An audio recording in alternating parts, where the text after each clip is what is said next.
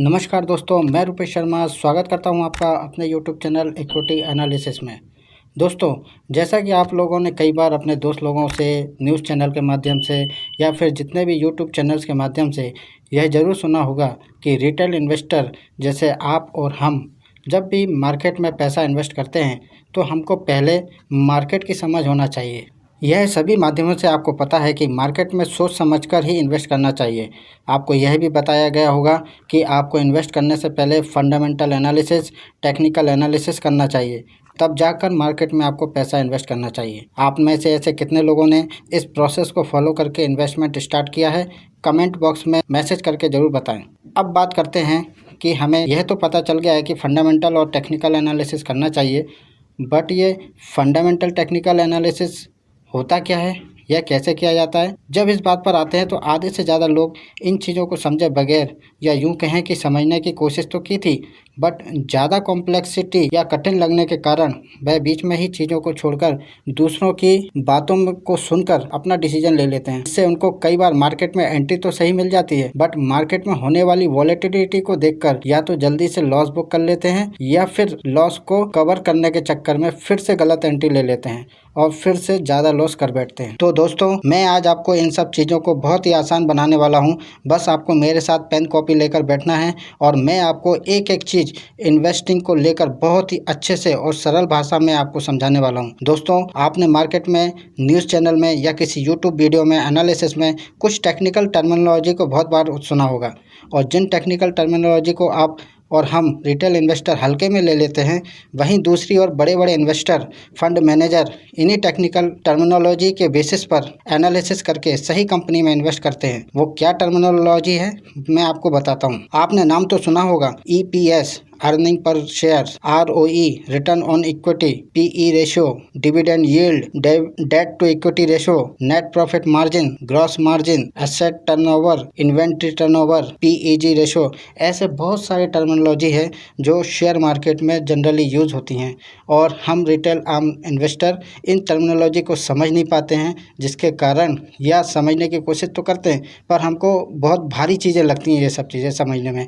तो हम इन चीज़ों को नेगलेक्ट कर देते हैं और सीधे चले जाते हैं दूसरों की बातों को सुनने के लिए। इसीलिए हमें यह टर्मिनोलॉजी सीखना बहुत ज़रूरी है। तो चलिए स्टार्ट करते हैं। इन्वेस्टिंग की दुनिया में पहला कदम रखने के लिए जहां हम सीखेंगे फंडामेंटल एनालिसिस में यूज होने वाली टर्मिनोलॉजी के बारे में, जिसमें हम सबसे पहले स्टार्ट करेंगे EPS, जिसे कहते हैं अर्निंग पर शेयर। हम यहाँ समझेंगे कि EPS क्या होता है, यह कैसे कैलकुलेट किया जाता है और यह कितने प्रकार का होता है, और इन्वेस्टर इस EPS को देखकर कैसे किसी कंपनी का एनालिसिस करते हैं। तो चलिए एक बार फिर से स्टार्ट करते हैं। EPS को लेकर किसी भी कंपनी की अर्निंग पावर EPS कैलकुलेट करके बताती है। मतलब कोई कंपनी किसी पर्टिकुलर टाइम पीरियड में, चाहे वह फाइनेंशियल ईयर हो या क्वार्टरली ईयर हो, कितने शेयर पर कितना प्रॉफिट कमा रही है, इसे कहते हैं अर्निंग पर शेयर। या यूं कहें कि अर्निंग पर शेयर किसी भी कंपनी की अर्निंग पावर को कैलकुलेट करके बताती है। चलिए अब समझते हैं कि EPS कैलकुलेट कैसे करते हैं। तो EPS कैलकुलेट करने का एक फॉर्मूला होता है, EPS is equal to net income minus preferred dividend divided by average number of share outstanding. ये फॉर्मूला तब लगाया जाता है जब कोई कंपनी डिविडेंड प्रोवाइड कराती है, और जब कंपनी डिविडेंड प्रोवाइड नहीं कराती है तब EPS का फॉर्मूला होता है EPS is equal to net income divided by average number of share outstanding. चलिए अब इसको और सरल बनाने की कोशिश करते हैं। इसको एक एग्जांपल के माध्यम से हम समझने की कोशिश करते हैं। माना कि कोई XYZ कंपनी है जिसका नेट प्रॉफिट या नेट इनकम 100 करोड़ रुपए है, और वह कंपनी अपने शेयर होल्डर के लिए अपने प्रॉफिट में से 5 करोड़ रुपए डिविडेंड के लिए देती है, और उसके मार्केट में उस टाइम इंटरवल पर average outstanding common shares 10 crore हैं।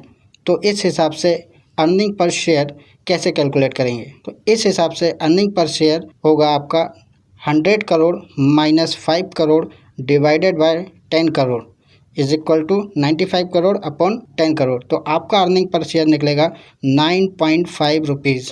मतलब कंपनी एक शेयर पर 9.5 रुपीज़ कमा रही है। अब शायद आप सभी लोगों को यह क्लियर हो गया होगा कि अर्निंग पर शेयर कैसे कैलकुलेट करते हैं। अब दूसरा केस देख लेते हैं। जब यदि कंपनी डिविडेंड ना दे तब क्या होगा? तब अर्निंग पर शेयर का फॉर्मूला होगा earning per share is equal to 100 crore divided by 10 crore, मतलब 10 रुपये। अर्निंग पर शेयर यहाँ पर 10 रुपये निकल कर आएगा।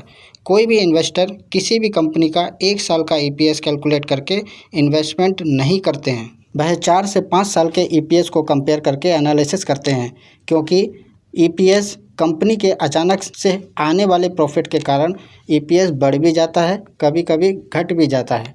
इसलिए 4 से 5 साल का EPS देखकर ही एनालिसिस करते हैं। अब इस फॉर्मूला से EPS is equal to net income minus dividend divided by outstanding share में से यह क्लियर हो गया है कि जब भी आउटस्टैंडिंग शेयर की कीमत बढ़ेगी तो अर्निंग पर शेयर की कीमत डाउन हो जाएगी, और आउटस्टैंडिंग शेयर की कीमत जब कम होगी तब अर्निंग पर शेयर की कीमत बढ़ जाएगी। अब आपके मन में यह सवाल आ रहा होगा कि यह EPS कम और ज़्यादा कैसे होता है। दोस्तों, आपने न्यूज़ चैनल में कई बार सुना होगा कि कोई कंपनी में ब्लॉक डील हो रही है, वह इतने करोड़ शेयर बाय बैक कर रही है।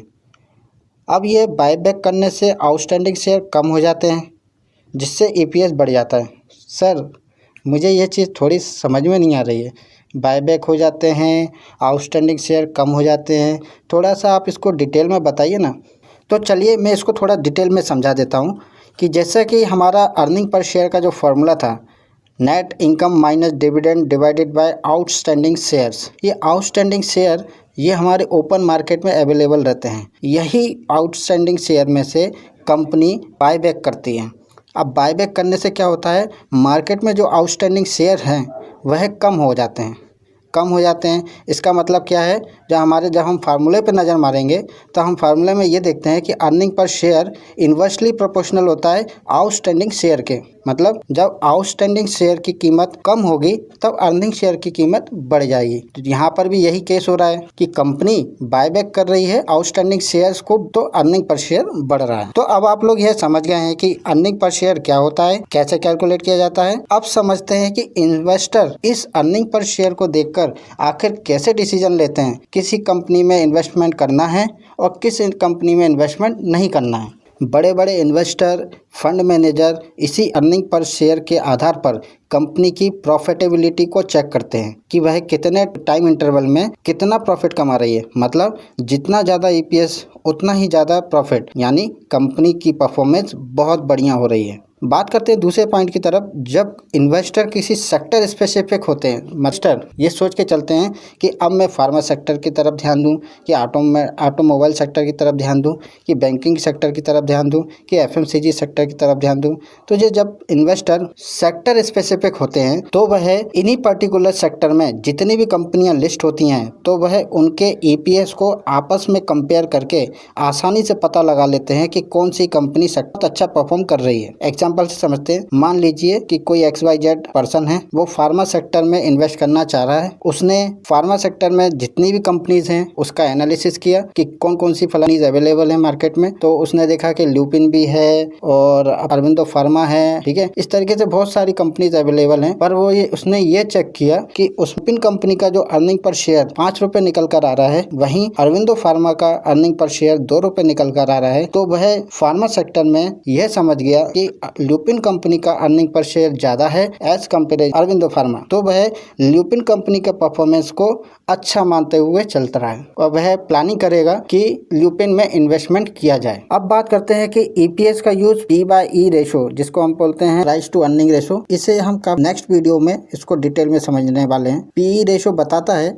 कि वह कंपनी की 1 रुपए की कमाई के लिए कितना भुगतान कर रहे हैं। तो चलिए अब आप समझ गए हैं कि अर्निंग पर शेयर क्या होता है, यह कैसे काम करता है और इन्वेस्टर इस अर्निंग पर शेयर को देखते हुए कैसे इन्वेस्टमेंट करते हैं। आशा करता हूं कि आपको यह वीडियो मेरा बहुत अच्छा लगा होगा। इसमें आपने बहुत अच्छी चीज़ें सीखी होंगी और अर्निंग पर शेयर के ऊपर जो भी आपके पहले के जो विचार थे वो अब सब दूर हो गए होंगे। अब नई चीज़ें आपके दिमाग में बैठ गई होंगी और आशा करता हूं कि ये चीज़ें आपके दिमाग में अब बैठी रहेंगी और इन्वेस्टमेंट की इस पहले कदम में ये चीज़ें आपका हमेशा साथ देती रहेंगी। दोस्तों, मैं अपने आने वाले वीडियो में इसी प्रकार से डिटेल और सिंपल लैंग्वेज में PE रेशो और ROE के बारे में बात करेंगे। मैं आपको अपने वीडियो के माध्यम से वैल्यूएबल कंटेंट देने की कोशिश कर रहा हूं, जिसमें मुझे थोड़ा सा समय लग जाता है, क्योंकि मैं नहीं चाहता कि मैं कुछ भी वीडियो बनाकर आप लोगों तक पहुंचा दूं, क्योंकि समय बहुत कीमती है और समय के साथ पैसा भी कीमती है।